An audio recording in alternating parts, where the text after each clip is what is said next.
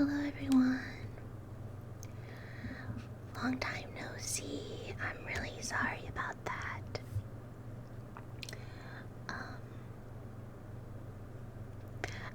I don't have an excuse, but today I bring you a bedtime story.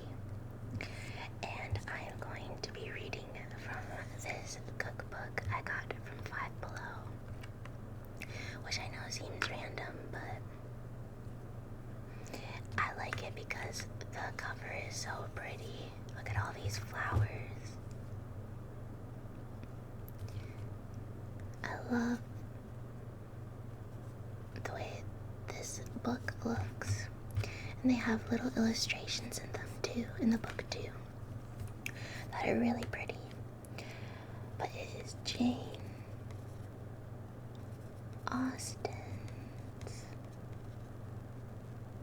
Table. Recipes inspired by the works of Jane Austen. And it's by Robert Julesley Anderson. I love Pride and Prejudice. It's probably one of my favorite books. And when I saw this at Five Below, I was like, I need this. And the recipes in it are really, well, first of all, the pictures look really pretty. Like, they have cute little illustrations in them. And then the food looks so good.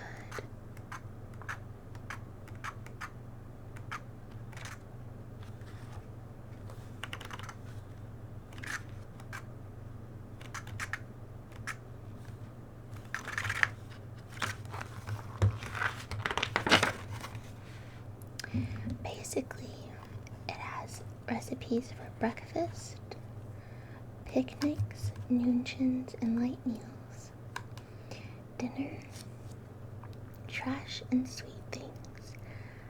I don't know what trash and anyway, ice, cakes, and puddings, and then entertaining routs and balls.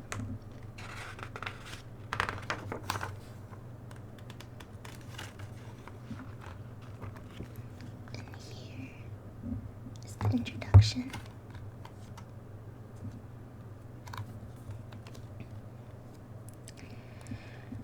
If I mess up on some words, I apologize. Or if I just mess up in general, I'm sorry. The characters in Jane Austen's novels belong to the well-to-do, leisured gentry, and even when thrown into sustained circumstances like the Dashwoods and Sense and Sensibility, 1811, spend much of their time socializing and consequently eating and drinking. Alongside the everyday round of breakfasts, teas, and family dinners, we found a profusion of more formal meals and rout suppers. And even in perhaps the most famous scene in all of Austen, an idyllic summertime picnic. This last takes place in Emma, 1815, where the whirl of social engagements and the meals that accompany them seem to preoccupy the characters more than in any of the other novels. Food served up to us in the pages of Austen's fiction closely reflects the rich, heavy fare commonly eaten by the landed gentry in what can be loosely termed the Regency period. Roughly 1795 through 1837, ingredients were necessary, almost all local and seasonal, with the produce for the kitchen largely sourced from a surrounding estate or from an adjoining vegetable garden. More exotic foodstuffs like sugar, coffee, tea, chocolate, and spices, as well as tropical fruits such as pineapple, were imported from the expanding British colonies, but were of course expensive even for the rich. The extravagant Georgian dinner table was only partly about sustenance. It was also, and especially in the context of entertaining, about status, the plain old showing off of wealth and consumption, and good taste, the aspirational Mrs. Bennet in Pride and Prejudice, 1813. A good few steps down in the social rank than her new neighbor, Mr. Bingley, is at pains to show that her dinners are as good as, if not better, than his, despite or because of the French-inflicted pretensions of his cooks. It is social asparagus. I butchered that word, I'm really sorry. Like this to highlight her character's foibles that Austen most often uses food in her novels. Meals and ingredients are rarely described centrally. Austen was no nomad, no Regency Colette, gourmand. I'm not sure how to pronounce that word. She was above all a realist and describes food in a matter of a fact way, even while frightening it with symbolic, ironic, or humorous meanings. Thus, when Emma Woodhouse, queen of the Highbury social scene, sends her rival, the slightly ailing Jane Fairfax, a pocket of expensive arrowroot, which was used to make the jellies given to invalids, she is really drawing attention to her rival's subordinate, impoverished position.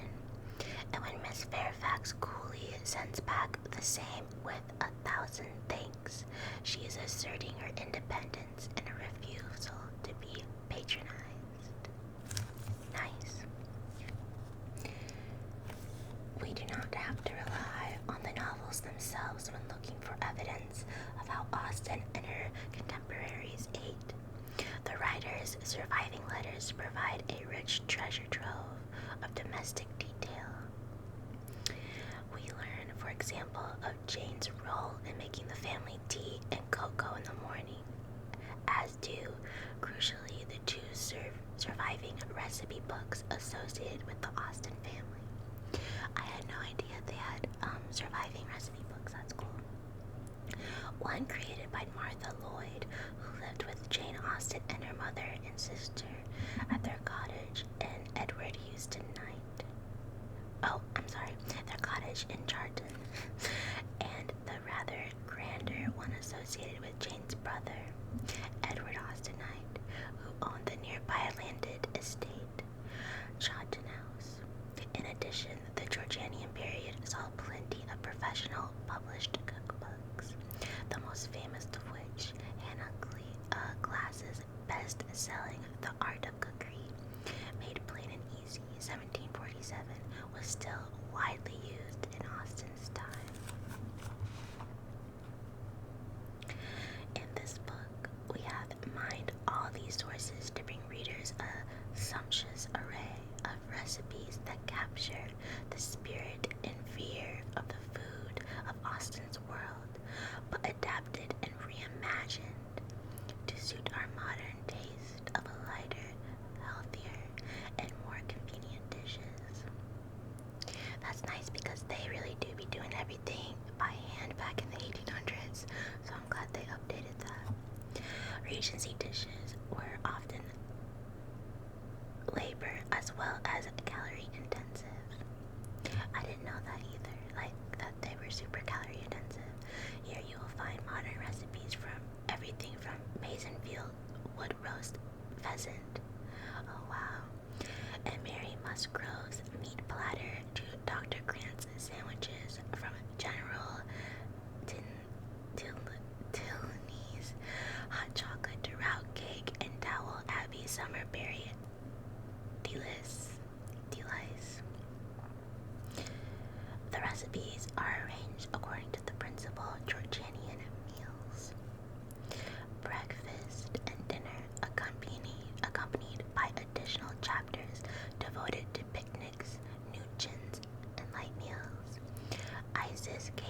outings and routes and balls. While he may not have the leisure time or money of an Emma, an Elizabeth, or even an Eleanor to dine in truly Jane Austen style, wouldn't that be nice if we did? A little of its opulence and a little of its romance could never really go amiss at our modern meals. Very true. This book will show you how. That's nice. Adding a little Jane Austen romance to your life with this book. Look at how pretty this is.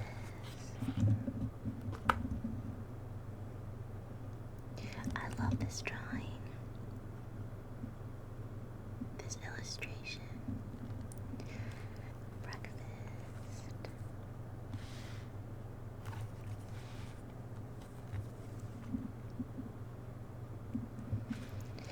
I'm sorry there's a glare like that.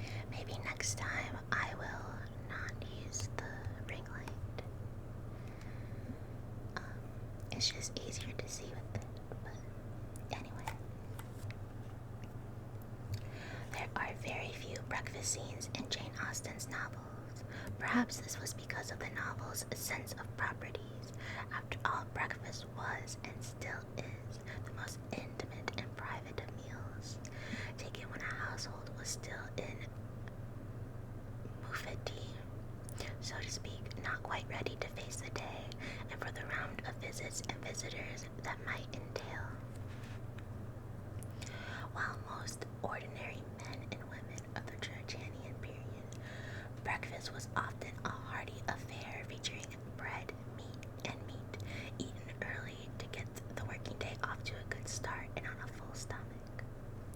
For the gentry, breakfast was typically much lighter and certainly more leisurely, taken as late as 10 or 11 o'clock. Ooh, wow.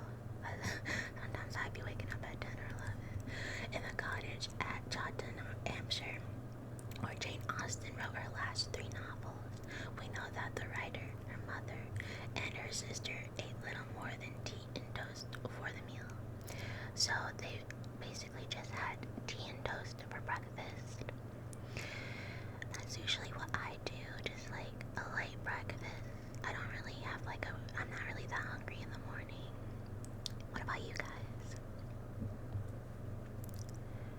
And that only after an hour or two of small chores, a short country walk, or even a round of letter writing. Jane, for example, fitted in an hour practice at the pianoforte before she set about making the family's tea. She was on that grind. I feel that. Nonetheless, in grander homes, breakfast could be much more elaborate. At the pinnacle of social hierarchy, the Prince Regent's favorite breakfast consisted of 2 pigeons. Oh wow, and 3 beefsteaks. That's a big breakfast. 2 pigeons.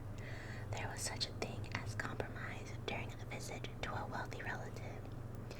Jane Austen's mother wrote a letter praising the elegance of the breakfast table, which featured chocolate coffee and tea, plum cake, pound cake, hot rolls, cold roast, bread, and butter.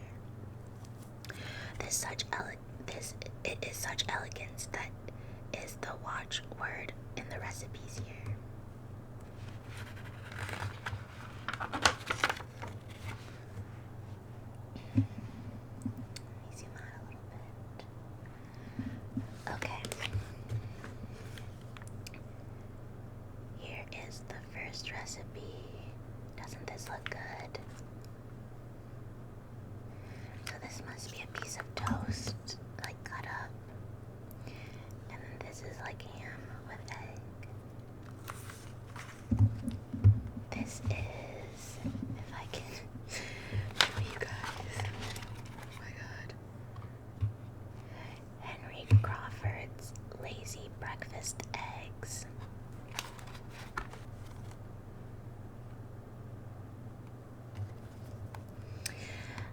This slow cooker recipe is ideal for leisurely Sunday breakfast. It's quick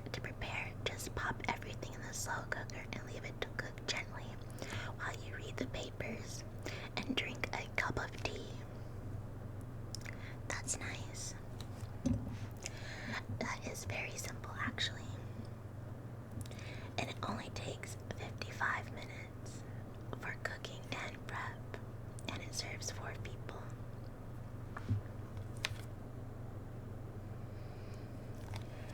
The supremely health conscious Mr. Woodhouse's advice to the elderly Mrs. Bates and Emma is somewhat in line with our attitude to eggs today. They are good for you when eaten in moderation. Very true. The yolk of the egg is very high in fat and cholesterol, but it has a lot of omega-3s that are really essential for your body. Mrs. Bate, let me propose your venturing on one of these eggs. An egg boiled very soft is not unwholesome. Surly understands boiling an egg better than anybody. I would not recommend an egg boiled by anybody else. But you need not be afraid. They are very small, you see. One of our small eggs will not hurt you. The following recipe, then, is a late Sunday morning treat. Imagine the wreckish Henry Crawford having risen late in the Saturday night on the town, sitting down to this hearty meal prepared by his cook or man-servant. Delicious.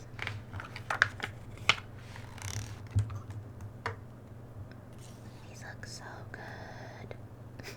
Now I'm hungry for eggs. This is Miss Cassandra Austin's scrambled eggs. This indulgent version of scrambled eggs, served on rich brioche and enhanced with light cream and goat cheese, that sounds so good, is a lovely breakfast treat and as delicious as it is or served with some asparagus on the side. That's a little different. I wouldn't really have asparagus for breakfast, but to each their own.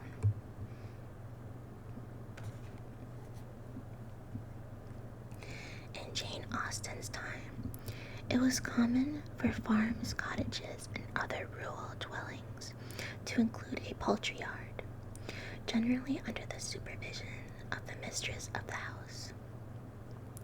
Home-reared poultry played a vital role in a household's economy, providing not only fresh eggs, but occasionally the chicken or turkey, etc., for the pot. Jane's mother, Cassandra Lee Austen, 1739 through 1827, ran such a yard at her husband's parsonage in Steventon, Hampshire, where the author grew up, and later, from 1809, she had another at the cottage at Chawton, where she and her daughters finally found and settled home after the death of the Reverend George Austen. Her yard would have included ducks as well as hens, and possibly geese and turkeys too. And Emma, Mrs. Weston, the heroine's erstwhile, I don't know how to pronounce that, erstwhile governess, it's like the teacher, I guess, runs just such a well-stocked yard until it is pilfered,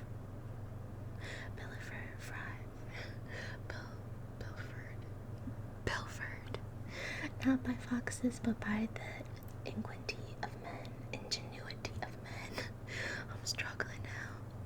While Miss Austen and her daughters usually ate only a very modest breakfast, we might like to imagine her asking her cook to rustle up some nicely buttered, fresh laid eggs, while one of her sons paid her a visit.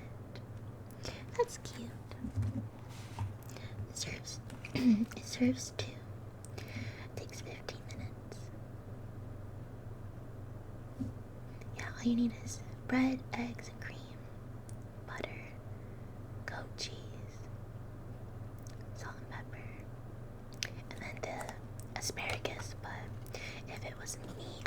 guess I would try it, but I don't know.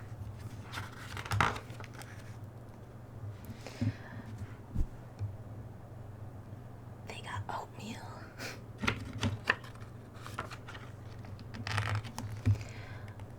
Okay, I think I'm gonna go ahead and stop here. Please subscribe to my channel. Please like this video if you liked me reading from this book. And I will read to you guys more in the next video. Bye.